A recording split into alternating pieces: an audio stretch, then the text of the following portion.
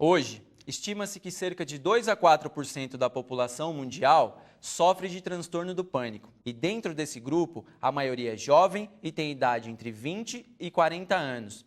A incidência do problema é ainda 3 vezes maior no caso das mulheres. Transtorno do pânico em jovens. Esse é o tema do Pauta Aberta de hoje.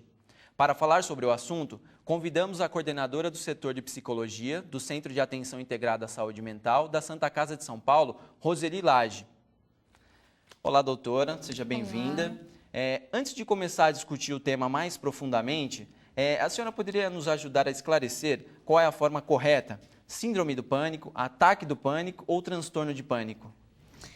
Tá, nós podemos falar em ataque de pânico, e ataque de pânico é um dos sintomas para a gente poder diagnosticar um transtorno de pânico.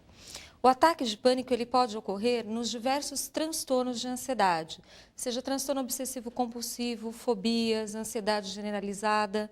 Agora, é importante que a gente possa perceber se esses ataques de pânico eles ocorrem de formas recorrentes, ou seja, se eles aparecem por diversas vezes durante o período, por exemplo, de um mês. E um dos critérios para a gente perceber se é ou não transtorno de pânico é se ele vem de forma inesperada. Então, no caso do transtorno de pânico, os ataques de pânico vêm de forma inesperada. Então, o que seria um ataque de pânico? Ataque de pânico é quando a pessoa tem uma série de sintomas fisiológicos, de sintomas de ansiedade. Então, ela tem uma sensação de falta de ar, de sufocamento, parece que ela não vai conseguir respirar. Vem um medo crescente, né, de que ela pode vir a morrer.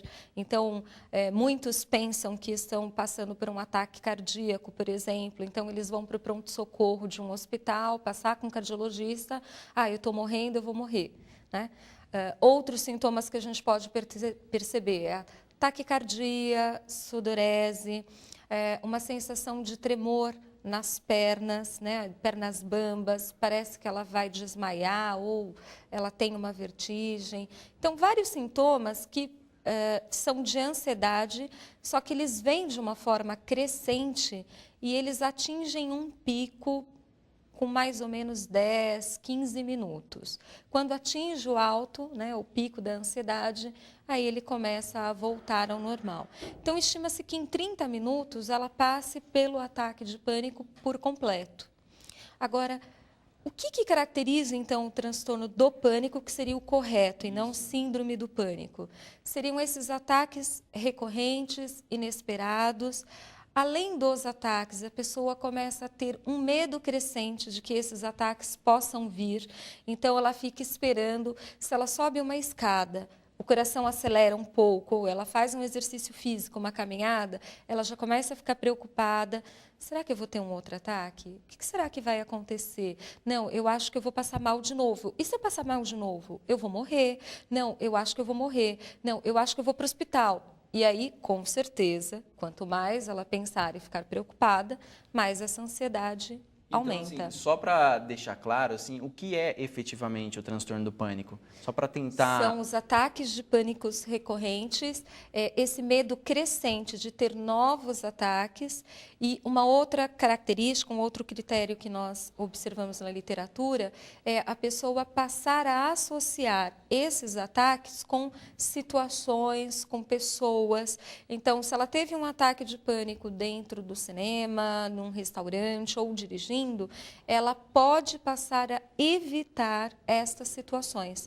Então, ela imagina, se eu não for no teatro, eu não terei um outro ataque. O que é uma grande mentira, porque se ele vem de forma inesperada, ele não está relacionado a essas situações. Então, neste caso, a gente já está falando de um transtorno de pânico com agorafobia. Então, ela passa a ter uma evitação a determinadas situações. E assim, é muito comum as pessoas confundirem o transtorno de pânico com medos e fobias.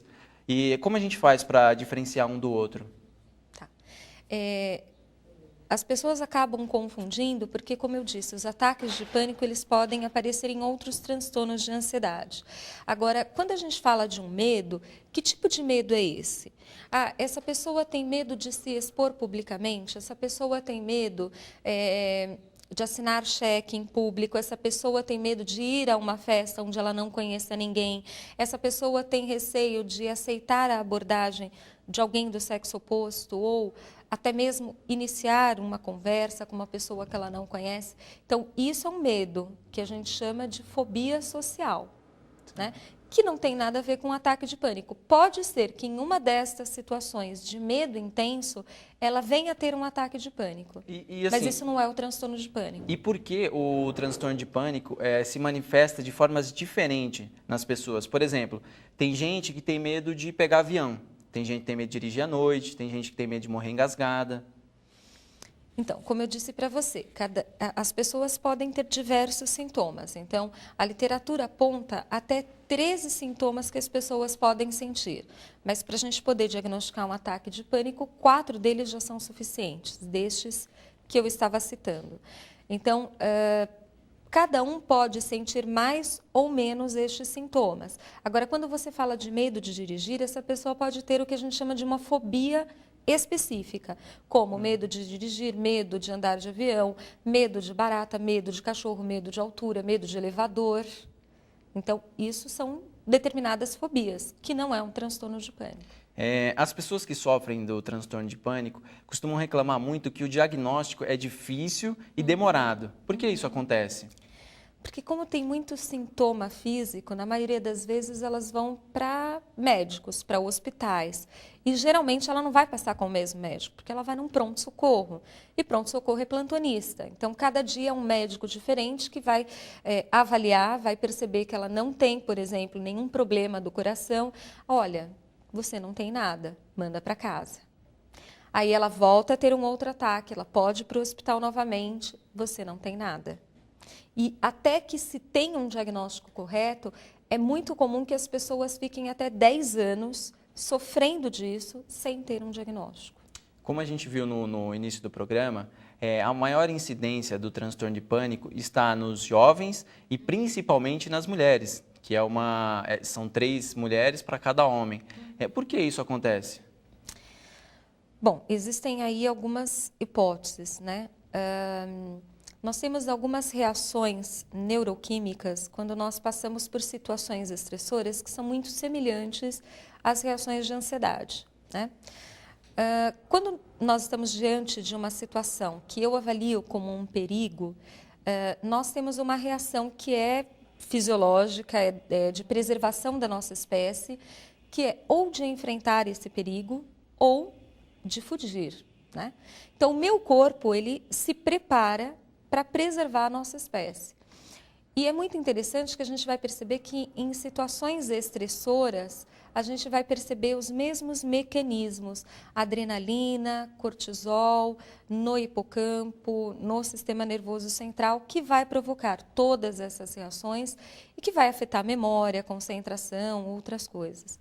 Então, a gente vai perceber que as mulheres se estressam mais do que os homens, seja por questões de educação, de cultura. Então, as mulheres são ensinadas muitas vezes a se comportar como damas, né, a não responder ou a não enfrentar determinadas situações como elas gostariam, então elas acabam guardando mais as coisas.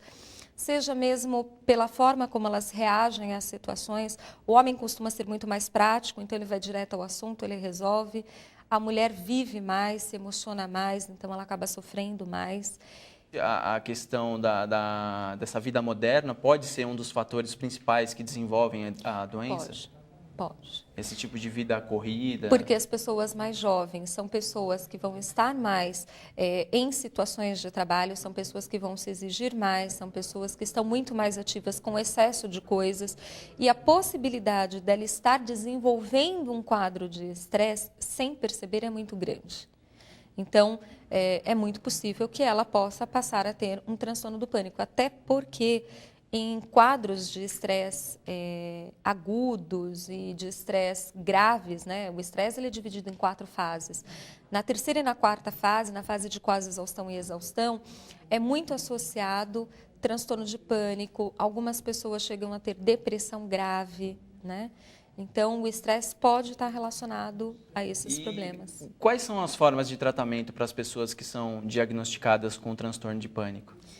eu acho, o primeiro passo, ela precisa procurar um médico, um psiquiatra, para realmente ser fechada essa hipótese diagnóstica, e se isso acontecer, ela vai iniciar com um tratamento medicamentoso. Só que é um tratamento que vai durar um tempo relativamente grande, até porque boa parte das medicações utilizadas, que são antidepressivos, eles começam a fazer efeito depois de 3, 4 semanas de tratamento. Então, ela vai começar a sentir uma relativa melhora depois de algum tempo. Mas hoje a gente tem mais ou menos uma ideia de quanto tempo? Depende da gravidade, depende do tempo que ela tem a sintomatologia. Então, uma pessoa que tem ataques de pânico todos os dias é uma pessoa que tem ataques de pânico uma vez por mês. Então, vai depender de cada caso, vai depender de cada organismo. Cada organismo responde melhor a determinados tipos de medicações, né? Mas o que a gente vê hoje é que associado à medicação é muito importante a psicoeducação, que é você poder informar a pessoa o que ela tem, que isso é uma doença e que ela não está ficando louca, ela não está enlouquecendo, que isso tem tratamento e que tem cura. E mais do que uma psicoeducação, a gente sempre recomenda uma psicoterapia. E hoje o que os estudos apontam é que a terapia cognitivo-comportamental, ela tem trazido uma eficácia bastante positiva. Então, tem alguns estudos recentes que demonstram que você utilizar o tratamento farmacológico junto com a psicoterapia, junto com a TCC, como a gente chama, tem aí uma estabilidade, uma eficácia em torno de 90% do quadro. E isso se mantém pós-tratamento. Então, quando ele termina a terapia, a gente ainda percebe que, pelo menos durante 2 anos após o tratamento, ele permanece bem, permanece sem ataques de pânico, né? E com uma qualidade de vida muito melhor. Ok, doutora. Quero agradecer a sua presença aqui no Pauta Aberta. Prazer estar com vocês. Okay. Eu acabei de conversar com a psicóloga Roseli Lage, que é coordenadora do setor de psicologia do Centro de Atenção Integrada à Saúde Mental da Santa Casa de São Paulo. E para você que está aí do outro lado acompanhando esse bate-papo, vale uma dica. Cerca de 70% a 90% dos pacientes que têm o transtorno do pânico e procuram ajuda conseguem se curar. Portanto, se você acha que tem a doença, procure um médico. O programa de hoje fica por aqui. Até mais.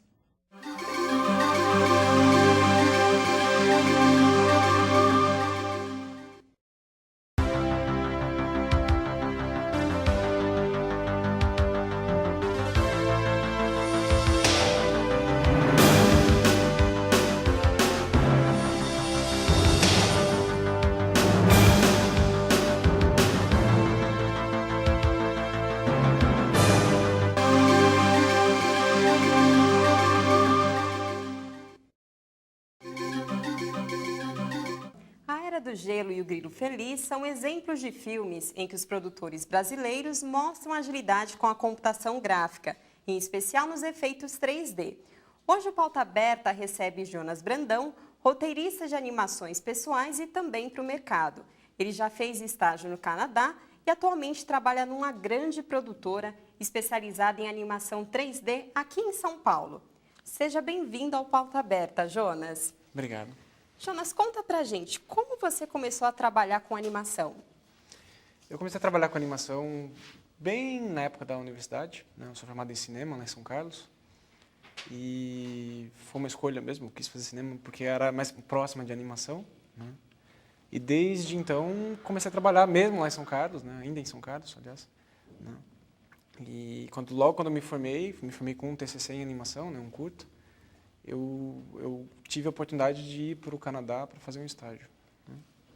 Ok. Na sua carreira, Jonas, quais os trabalhos mais importantes que você realizou?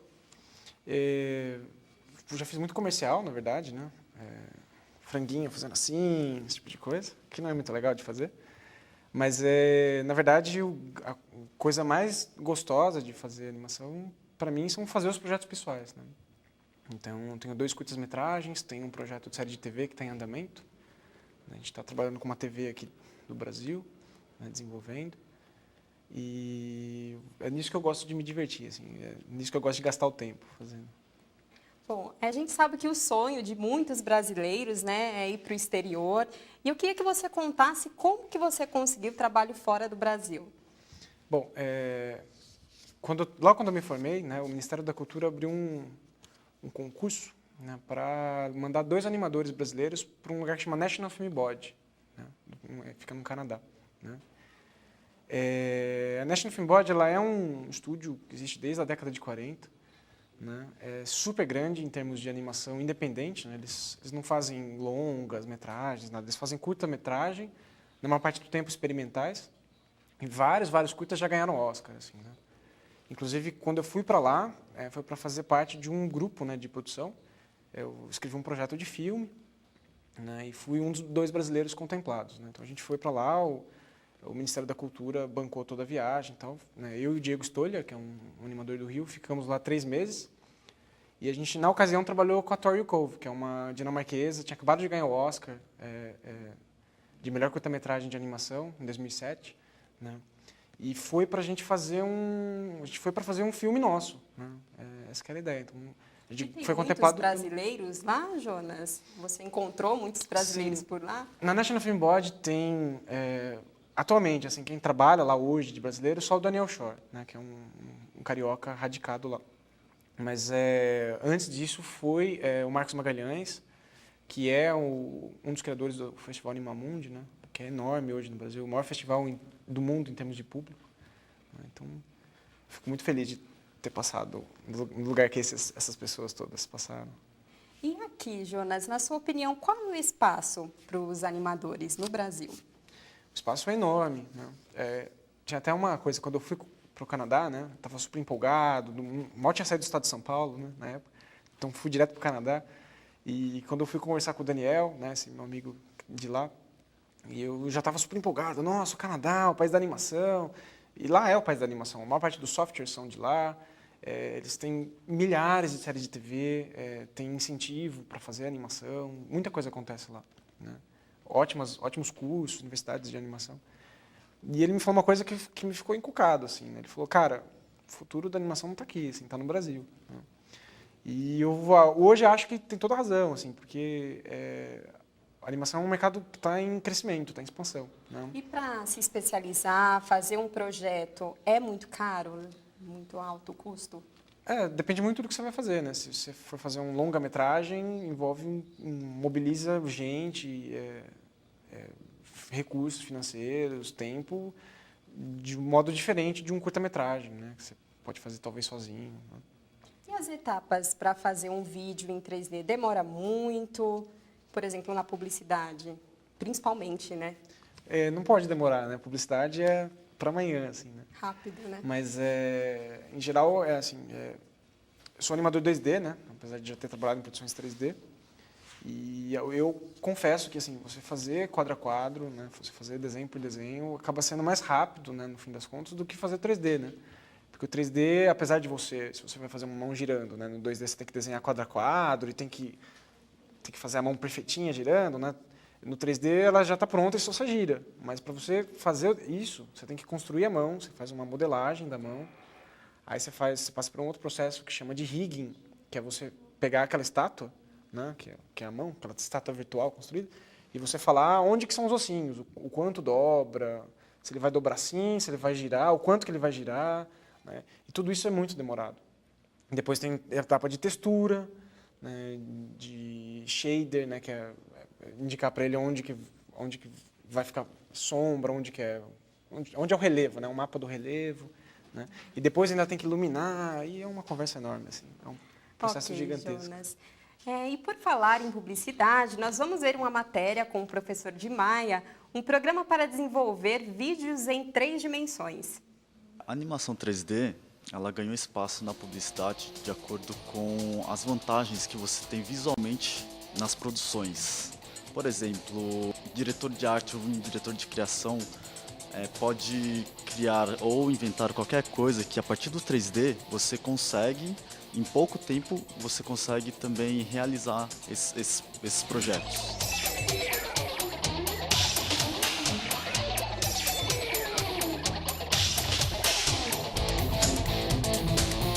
O futuro das animações em 3D, mundialmente, sempre vai estar crescendo, né? Porque o 3D nunca para, né? Ele sempre vai estar aprimorando, tendo softwares novos, novas atualizações, novas ferramentas. Até então, eu vi um comentário que, por exemplo, o George Lucas fazendo um dos seus últimos filmes da Guerra nas Estrelas, né? Perguntaram para ele assim, mas qual que é a cor do sangue do Yoda, né? Mas ele perguntou, mas por quê? Porque como foi gravado o Yoda, né, com mais tantas tecnologias assim, certo momento você enxerga a cor do sangue aqui na orelha dele. Então ele pensou, nossa, mas assim, nunca pensei em tantos elementos assim que o 3D consegue trazer para o cinema, né? Então, tanto no cinema quanto publicidade, TV, ele sempre está abrangendo áreas e novas criações. Jonas, por que aqui no Brasil não tem tanto campo, né, para os brasileiros fazerem as animações e quais são os empecilhos, na sua opinião? Bom, o campo existe, na verdade, né? Só que ele é diferente, né, de lá fora, que o campo é muito maior, né? Lá tem cinema, tem publicidade, tem TV. Aqui estão mais na publicidade, né? Cinema não tem tanto, mas não é por falta de talento, né? Você citou algumas animações, né, no começo, né? O Carlos Saldanha, que fez o Era do Gelo, e tem outros milhares de brasileiros lá fora, Enio Torresan, Sandro Cleuso, e vários talentos, né? Mas é porque o Brasil quase não tem produção cinematográfica, né? E não tem pelo mesmo motivo pelo qual a produção de cinema, né, não só cinema de animação, a produção de cinema é também muito escassa, né?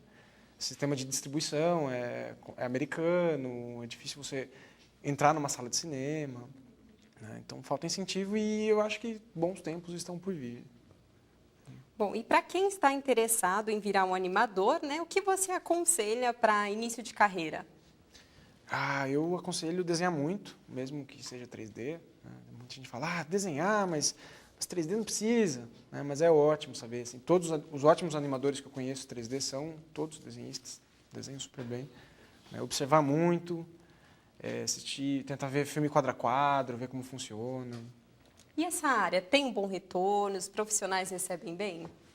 Recebem bem. Você pode ganhar muito bem trabalhando. Bom, para finalizar o papo, na sua opinião, Jonas, qual o futuro dos profissionais, né, de 3D? O futuro do 3D, na minha opinião, o 3D é uma coisa muito nova, assim, né? A gente for pensar, ele não tem nem 30 anos e ele está sempre sendo utilizado para fazer coisas realistas, né? E eu acho que é que nem a pintura, assim, né? Quando a pintura era de reproduzir fotografia, era para fazer retrato realista, tal. E quando surge a câmera fotográfica, os pintores podem descansar de fazer isso e vão para outras coisas, né? Surge o modernismo, então. E acho que o 3D está um pouco nesse sentido, assim, as pessoas estão muito tentando fazer coisas realistas. Ele vai continuar sendo usado como efeitos especiais e tal, mas eu acho que o 3D ainda vai caminhar para uma outra área, estética, né? Muito mais abstrata, muito mais estilizada do que é hoje. Ok, Jonas. E para quem, né, na verdade, tem interesse em conhecer o seu trabalho, você quer divulgar algum e-mail, algum site para os telespectadores também, né, terem acesso ao seu material? Tá, eu gostaria de falar da minha produtora, né, tem um estúdio de animação aqui em São Paulo, chama Split Films, né, então é www.splitfilms.com.br. Lá tem algumas produções, alguns comerciais que a gente andou fazendo. Ok, Jonas. Eu acabei de falar com o Jonas Brandão, animador 3D, que contou por que as animações fascinam tanto os brasileiros. Até o próximo programa e obrigada por sua audiência.